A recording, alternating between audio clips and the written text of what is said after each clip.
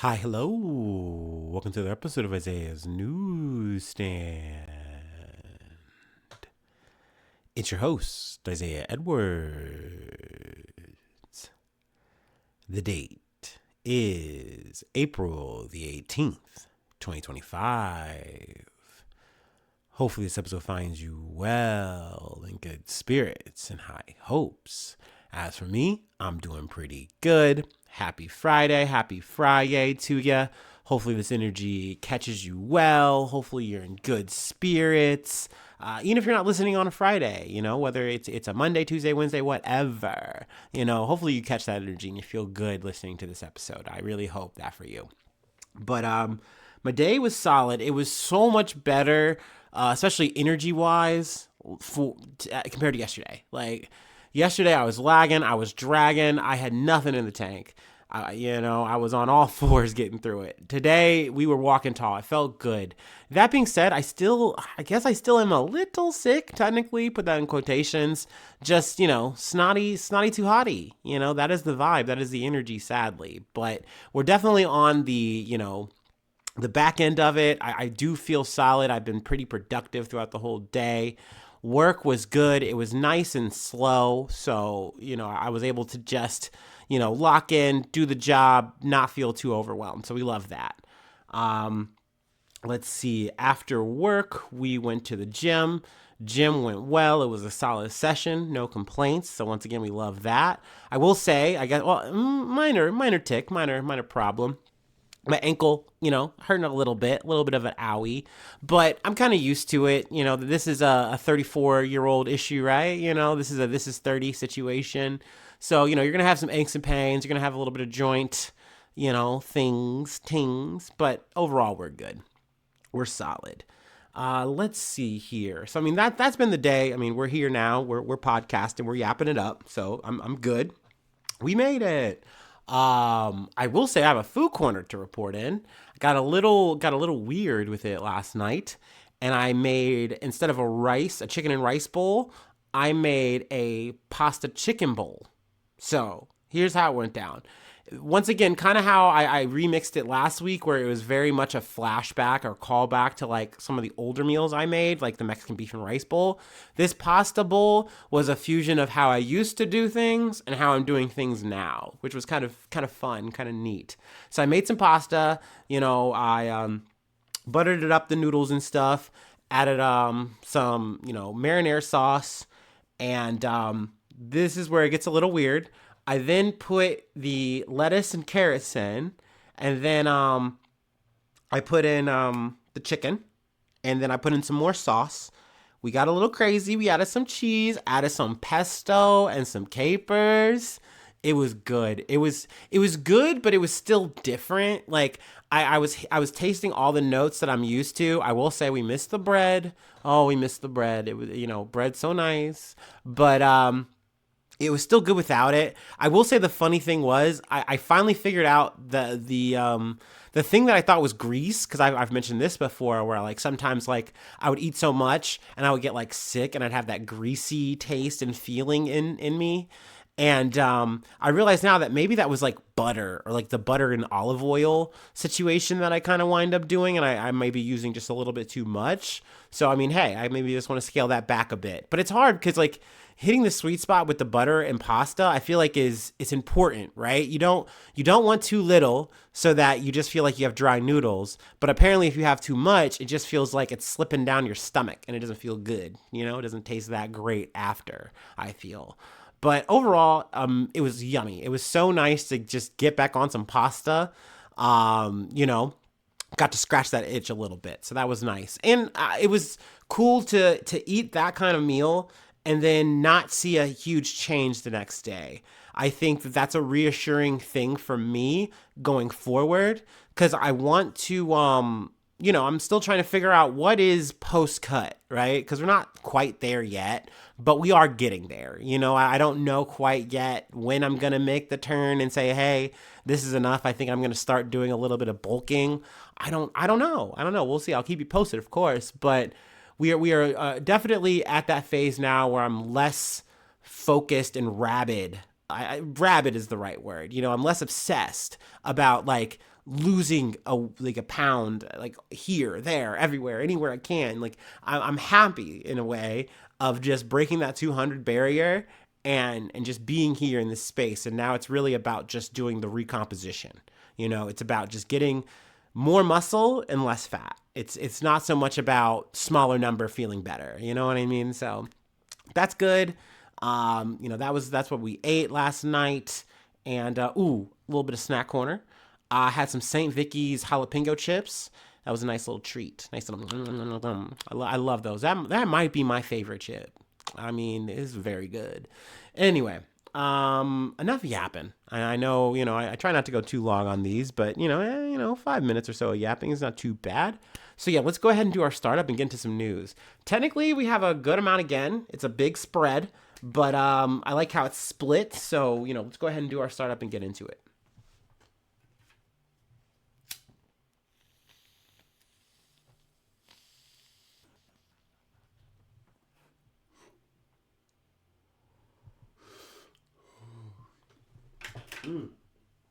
I'm so happy it's Friday, y'all.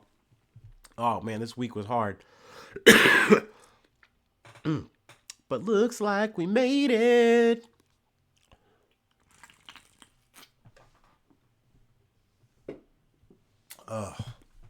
Ooh wee. Ooh wee, buddy.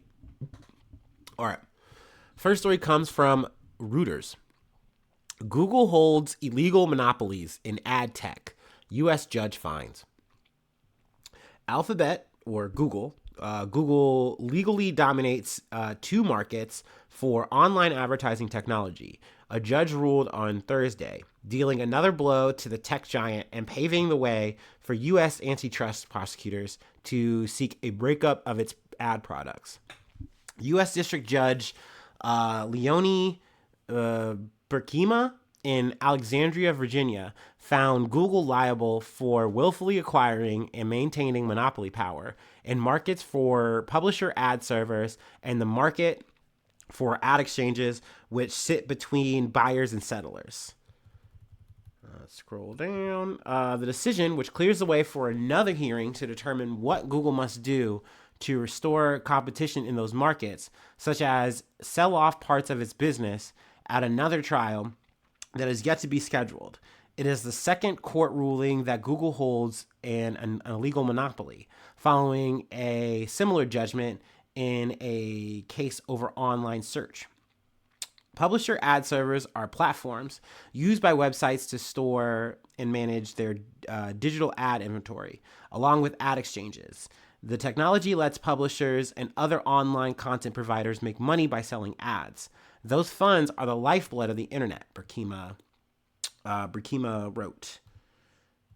In addition to depriving rivals of the ability to compete, this exclusionary conduct substantially harmed Google's publisher customers, the competitive process, and ultimately consumers of information on the open web, Berkema wrote. However, antitrust enforcers failed to prove a separate claim that the company had a monopoly in advertiser ad networks, she wrote. So a lot of people, including Attorney General Pam Bondi, are saying like, "Hey, this is a landmark win," and I would actually, begrudgingly agree with her, because I don't like agreeing with this person. That it's like, yeah, you did get a big win here. Like breaking up this monopoly is a big deal, whether or not you might agree or disagree that they have a monopoly here. Which I personally do. I can't remember if we've talked about this before. I think we might have in either the UK lens, or we talked about it again with Lena Khan and the FTC when they were trying to pursue it. But in this situation, they were controlling all the points of power. Like if you were a smaller ad agency or whatever and you were trying to come up, they could just push you out. They could buy you out. Like they could make it impossible for you to get anything done. So now with that, like I said, they're saying like, hey, we broke this up. Like half of it's now, going to be broken up for sure. I would say they did more than half. It seems like it's almost 2/3 of this conversation now is like been proven that it's like, yeah, you are definitely have full reign of power here, and that needs to be changed. So, I think this is a good thing. I think like any of these big tech companies, they just have too much juice. They just have too much power and control. They're funneling in all the money. which then naturally makes it so it's like they don't have to do any kind of innovation. They control the whole price margin of it all. So it's like, yeah, there's just no competition. That is a monopoly, right? So, to me this adds up. Also, this is a sign too that it's not just a liberal Democrat thing. This is something that even conservatives want, is to hold tech companies accountable for whatever reason that is. They're like, no, we want you guys to, be on the level too, which in some ways to me is surprising. But at the same time, this is a good win, and you get to, tell people like, hey, we're breaking up monopolies. We're doing what you want, right? This is good. This is good for the people. It's good for the goose and the gander, right? So I imagine that's where they're angling for the points. Google shares dropped 1.4% after Thursday's ruling. Experts previously told Reuters the financial hit from a loss in the case would be minimal for the tech giant, best known for its search engine. So, I mean, some people are saying this is major. Some people are saying it's minor. I'm sure they are still going to be making money. I'm sure they're still going to be, on top of things. They're still going to be the big dog. Like, I don't think this is a big moment for fucking Firefox or Ask Jeeves is going to make a fucking comeback here. But a thing I wanted to kind of segue to in this article, though, is talking about Meta, talking about Facebook a bit. Meta Platforms is on trial in a separate antitrust case brought by the U.S. Federal Trade Commission, or the FTC, accusing the owner of Facebook, WhatsApp, and Instagram of holding an illegal monopoly in personal social networks. The FTC has accused Amazon.com, of unlawfully dominating online retail markets. The DOJ has also sued Apple, claiming it holds a smartphone monopoly. So these are all things that are ongoing. Once again, just kind of focusing on the Facebook Meta aspect. This is something that technically Trump started in 2020 as like petty revenge, I think, for getting banned from Facebook, for the whole January 6th shit. And Zuckerberg has definitely tried to make the rounds, just doing the hugest glaze campaign on Donald Trump. Like being like, dude, he survived like that assassination. Like when he got shot in the ear, I was like, that's so badass. Like, cool, bro. Yeah, man, that's so cool. And now you're doing MMA and you got the fucking like Cuban link on. Yeah, dude. You're a new person. You like Andrew Jackson. You like Donald Trump. We get it. So you're so cool, bro. But he's doing this because he knew that this shit was coming up and he doesn't want his shit broken up. Now, on specifically focusing on this with Meta, I don't know if they have as much legs here.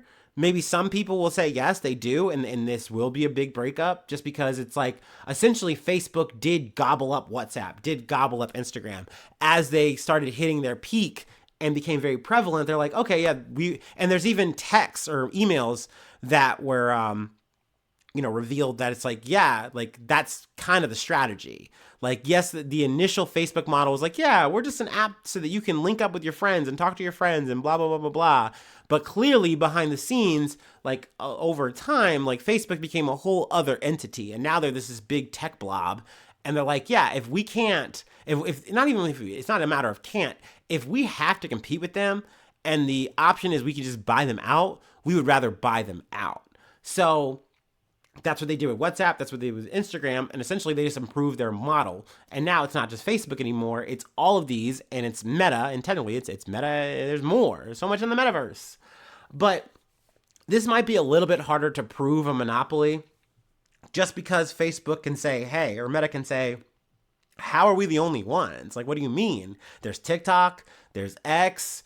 Technically, we have to fight, Google or YouTube, whatever you want to say, because that's this whole thing there. So it's like you're asking us specifically to break up our thing, but why? But essentially, they're saying, well, because WhatsApp was your competitor at one point, Facebook was your competitor at one point, and instead of letting them be and exist and grow and thrive, you bought them out. But their argument is like, well, we're a tech company. That's something we do. We buy startups, and technically, these were startups at one point, and we bought them up. So, I mean, we'll see how that shakes out. They did mention Amazon. They did mention Apple. I haven't heard too much waves on that on the horizon, but I know Meta is on trial right now. So, we'll see. That's like about an 8-week kind of situation. So I'll probably come back with the verdict on that shit. But yeah, I mean, this is some interesting shakeups in the tech world and the tech sphere. So I figured we start off with that. Let's move on to our next story, though. Excuse me. From the BBC. Nigerians fear savings lost as investment app freezes them out. Angry Nigerians are turning to social media to describe how they have been locked out of their accounts on the digital financial platform CBEX. People have posted videos of themselves crying, saying they could not withdraw their investments and worried about their money, or worried that their money had gone. Some furious customers ransacked a CBEX office in the southwest city of Ibadan, carting off chairs, air conditioners, and a solar panel. CBEX has not yet publicly commented. The company had promised that investors would double their money every month. Pause. We have to just hold the record. If you hear a thing like that, by the way, that's a scam. We are already arcing to a Ponzi scheme if that is the big sell, because that's just not how investing works. If there's a thing that you can double your money, not just once, but monthly, then why isn't everyone on that? Come on now. No, that's not the vibe. That should raise an alarm bell right then and there. But I will say, once I kind of started, I heard the story, I was like, okay, so we got a financial kind of firm. We got a Nigerian financial firm. And I was like, this sounds like one of those Nigerian scams, no? So I was immediately just intrigued by the story. I had to. I mean, obviously it sucks to hear people, investing in something like this and thinking they're going to make money. Or even just being like, okay, maybe I don't make double my money. If I make any kind of money, this is still a good thing. I need it. And now you're in a lurch. So like, obviously my heart goes out to them. But I knew when I heard this the tip of this story, I was like, oh, we're talking about this. The company had promised, I already said that part, my bad. One investor identified as Ola told BBC I cannot pronounce this for some reason, Pidgin, that he feared he had lost 450,000 naira or $280. So just think about that. Like that is like in the American sense, not that much money, right? But once again, this is someone's everything. And like the idea that like, especially for some of these people, they're like, hey, I was like, hey man, I think I need to take my money out now. And people are like telling you like, no man, like just wait like a little bit longer. Just hold it a little bit longer. We're making so much money right now. Why would you walk away now, bro? And now everything's hitting the fan and now your account's frozen. You can't access it. Now CBEX is saying, hey, we've been hacked. I think that is what they're telling their customers is what happened. But this reeks of a Ponzi scheme for sure. Nigeria's Securities and Exchange Commission, or the SEC, which regulates the investment SEC-OTR, has not yet responded to a BBC request for comment, but SEC has previously warned customers about risks surrounding unregulated digital platforms and potential Ponzi schemes. So yeah, I mean, obviously this is a huge bummer, but I knew once I heard it, and I haven't, outside of the BBC, I haven't heard too much waves about it. I get it. It's a busy news cycle. There's a lot going on, but I mean, that's why you have your boy here to yap about it. So now you know. Anyway, let's move along. We're keeping it in the digital, in the tech sphere. This one's from Lad Bible. I gotta say, this is not usually a site that I usually get much news from, at least like to talk about. But, once again, things I'm a sucker for: hacking stories, anonymous. We got to talk about Russia. So, okay, I'm in. Tell me more. Hacking group Anonymous unleashes huge cyber attack on Russia. Anonymous claims to have released 10 terabytes of classified Russian files to the public. Hacking group Anonymous says it had pulled off a massive attack on Russia, releasing 10 terabytes of leaked data online. The international activist group previously warned internet users this year about the actions of President Donald Trump and his ties with Vladimir Putin, and are known for their hacktivism against certain governments and corporations.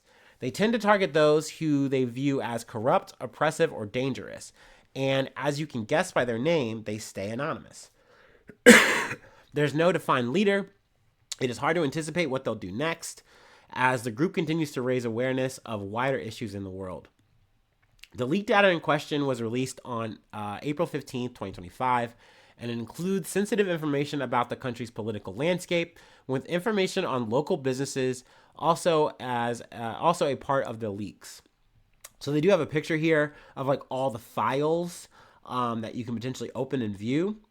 Data on pro-Russian officials and Kremlin assets overseas were also a part of the previously confidential information.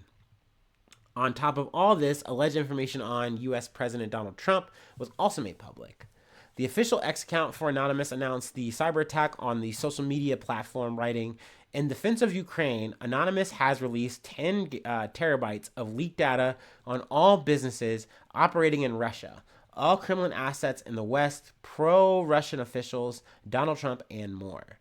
The unprecedented move has spilled the beans on a number of private topics, such as details on Russian businesses, their financial activities, and their affiliations."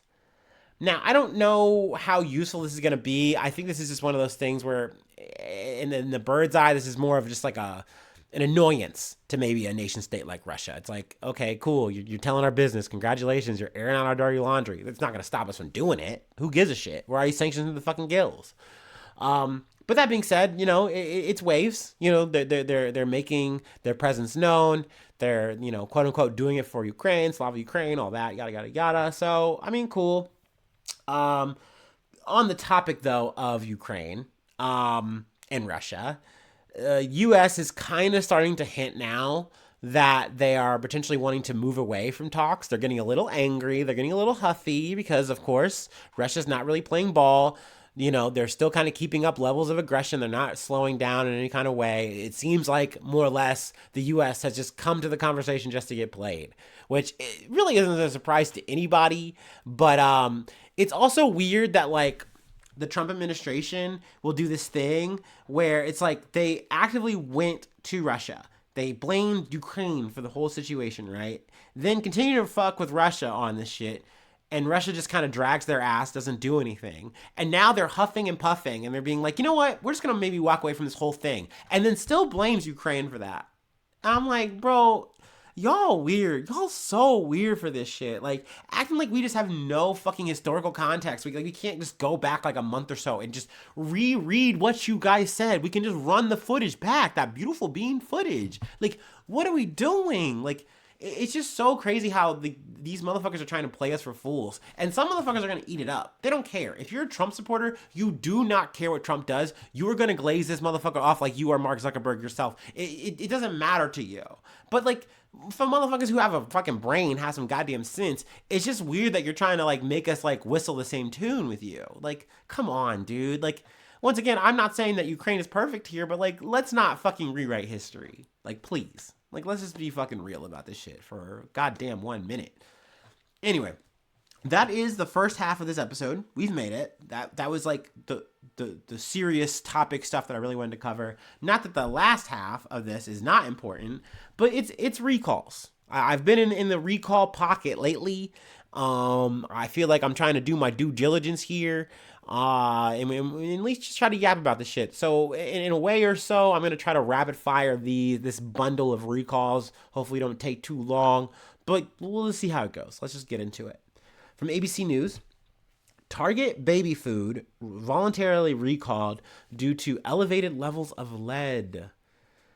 This is a class 2, by the way. So we've talked about this before. I would think this is a class 1 because it's like, I don't know, lead in food for babies seems bad, no? But once again, I don't make the rules. I'm not RFK Jr. or anything. I don't know. I don't run the goddamn show, okay? But it's a level 2. One type of baby food sold under Target's Good and Gather brand is being voluntarily recalled for elevated levels of lead, according to a report from the U.S. Food and Drug Administration. Obviously, there's more details, blah, blah, blah, blah, blah. I do believe that this is no longer, like, in circulation, so that's good. But just something you to be aware about. Obviously, like, once again, if you want to get the details, they're in the article. We're going to be doing that for most or all of these, honestly. The next one comes from Newsweek. Tortilla chip recall as FDA issues risk warning. A batch of tortilla chips from La Mexicana tortilla factory distributed in Texas has been recalled due to the presence of an undeclared food coloring, according to the Food and Drug Administration. On Tuesday, the agency gave a, once again, class 2 recall. So once again, food dye and lead are in the same class here for this risk. Once again, man, something stinks to me. Maybe I'm probably just a dumbass. I will preface that. I'm not trying to be conspiratorial or speculative. It's weird to my dumbass how these things are in the same grouping. Like, if I was in charge, I'd be like, nah, this seems more important than the other. I would bump this one up another class, but the lead one, not the yellow dye. But I mean, if you're allergic, that's a big deal. You don't want to have a fucking bad reaction to this, and that would be bad. So, this is like hives, itching, nasal congestion, and even asthma-like symptoms. So I can see how this is more of a class 2. That makes more sense to me, at least. But once again, same ballpark as lead, apparently, for babies. Oh, okay. I don't make the rules. Anyway, let's move on from tortilla chips to celery. From prevention, celery recalled over listeria concerns, FDA reports. It may be time to double check your produce drawer because another food recall has consumers on high alert. The U.S. Food and Drug Administration recently announced a recall of celery over a potential fatal bacterial contamination. So listeria, it's back on the menu. Yummy, yummy. This was Duda Fresh Farms Incorporated issued a voluntary recall of the effective produce on April 10th, 2025, according to the announcement shared on the FDA website, warning customers about the potential listeria monocytogenes, fuck me in the butt, monocytogenes contamination. Yeah, the April 2025 recall involves pre-cut, washed, and ready-to-eat market-side celery sticks distributed to Walmart stores across more than half the country. There's more details, blah, blah, blah, blah, blah. We're going to leave that there. But yeah, just be aware. If you're buying some celery, that's some bad celeries. That's bad stock. Ow, sorry, I hit the mic. Fuck. Ruined my joke. Anyway, next story is from Woman's World. It's a woman's world.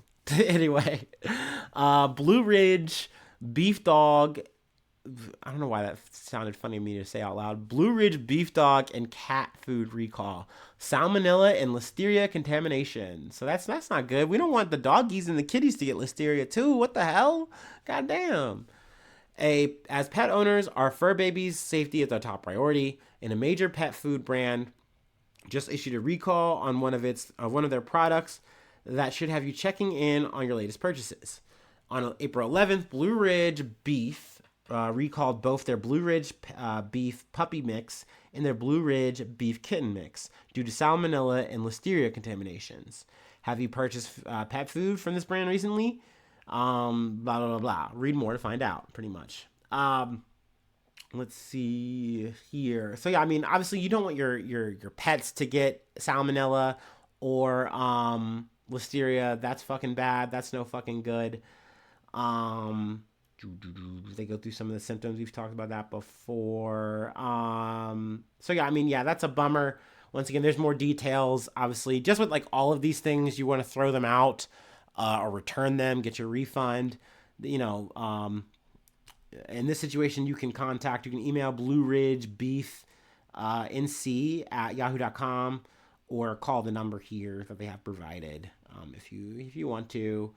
So yeah, I mean, obviously that's unfortunate. You don't want to get sick. I didn't know this either. This is a bit of a fun fact. According to the FDA, pets with salmonella or listeria infections may be lethargic and have diarrhea or bloody diarrhea. That's yummy. We did know that. Fever and vomiting. Some pets will only have decreased appetite, fever, and abdominal pain.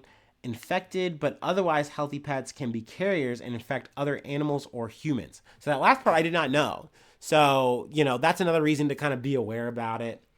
I didn't hear a class warning on this one, so I don't know. I don't have the detail on that. But I felt like it was worth mentioning. Anyway, we have one more thing I wanted to cover, and this is less of a one thing and more of just a recall rapid fire, if you will. So yeah, we're going to go ahead and take our last break, and we will close it out there. This will be very quick, very easy.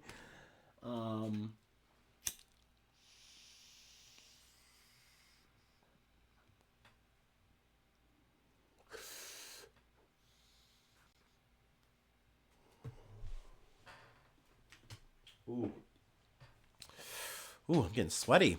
Y'all know what that means. It might be time to drop the hoodie. It might be time for some no shirt. Which, hey, I can say that because you guys won't be able to see me ever because this is not a real video podcast.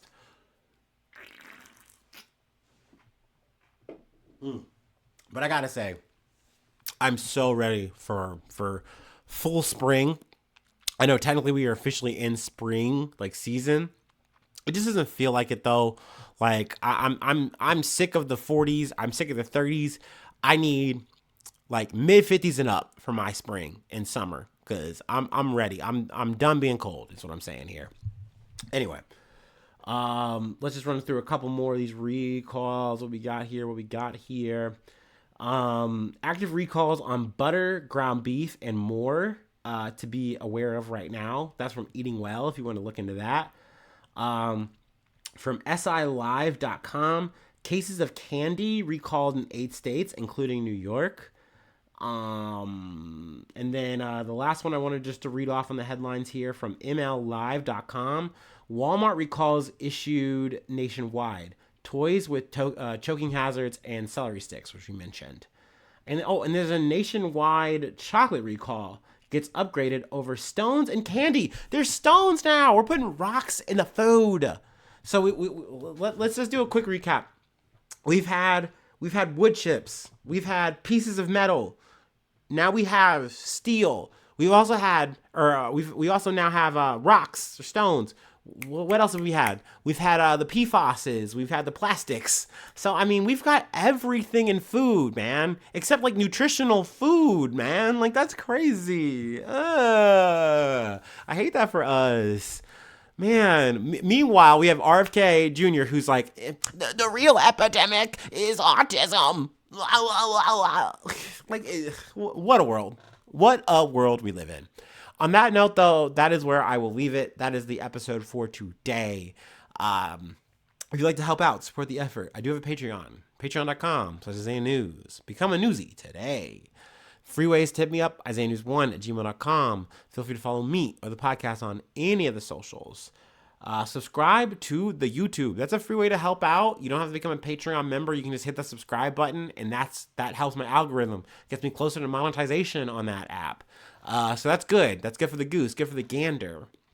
Leave a like. Leave a comment. Sharing is caring. It can be fun. Try that out for a change. Or let a friend know, like, hey, you want a quirked up news guy, who, does a little this and a little that, send him my way. But really, I just appreciate you listening. It's such a cool thing to do this every day. I really do enjoy it. I really do like knowing that there's at least a handful of people who tune in and say, what is this motherfucker going to talk about today? So I love y'all for that. You're the best for that. So thanks so much for tuning in. Thanks so much for being a friend. And hopefully I see you soon for some more good news. I love ya. Bye-bye. Mwah.